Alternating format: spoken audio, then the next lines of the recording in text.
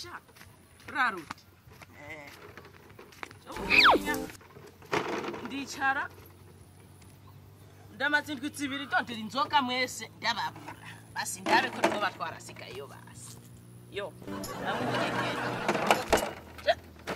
Ndababwira. Ndabikora indwi zibiri. Ni muri 12. Ndabikore namwe rero. Namwe imunyikorere namwe ukwezi basi. Nyikorere ukwezi biherane basi. Rero ko nabikoyenze ngo nzoshaka inzoga byosha birangira bihombe. Ayada. Ibi ntavyo shobora kwemera. Inyota, ishavu, uburuhe ivyo birabaho. Iwe kuma hamwe wewe ukumushonda. Kuma hamwe.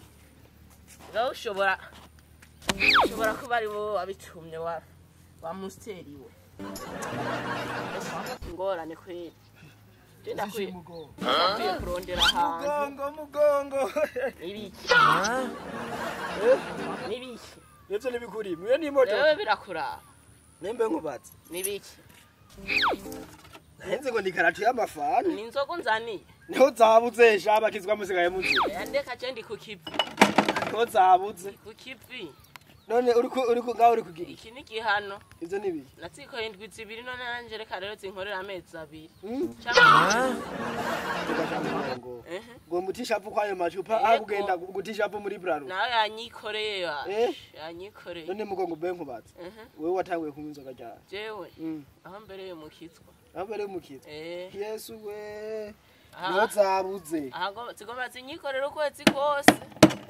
Ukwezi wicaye aho ku masanda zibwira sintaha n'iryo barabara mwiri nyene aha ziranahana nawe uramaze kubona umuntu yafunze ivyo uramaze kubona wafunze so gufungwa none si umuceri bakuzanira hari bihe murigira abakizwa gose munywa inzoga niho ziguma zibura amavuga amace rero ureke we kwivanga ubanda nyoka kuraca nivanga mu bintu ureke kwivanga mu bintu je mburi inzoga nawe ucuntera amacana nyikorere ngazi nyikorere ukwezi kose biherane basi ngabiro twe tudaje urataca kura oya ubu mwarabaye nabi none washaka tumere neza reka inzoga bazi icyatuma inzoga zike ni kubera abakizwa biyongereye mu kuziba bege na musteri razi sana inyereye none gashaho byaragiyemo abakinzi rero byiza mwebwe abakizwa ni muzihebe twebwe abantu twakuze tuzinwa twazivukiyeko twinwere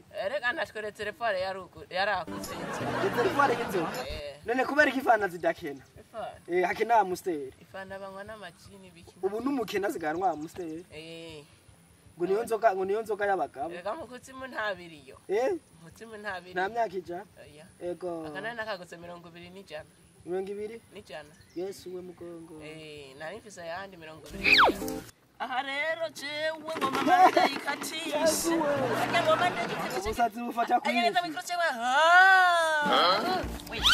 eka kuyumva ikini gitensi rero irataha na jewe bugati datashe muhira rega anya sinsubira guhonyora hasi kandi ari gihano ugira ku iyo modoka yawe ntibiba kandi mba hejuru shetse none kugomba kunkaga nibi none ndagukanga nyine bashaka ndagukangura ugomba kunkaga ndagukanga umuntu ugomba kunjya umutima bashaka ndakujya amahaha sha mugongo mugongo ndeka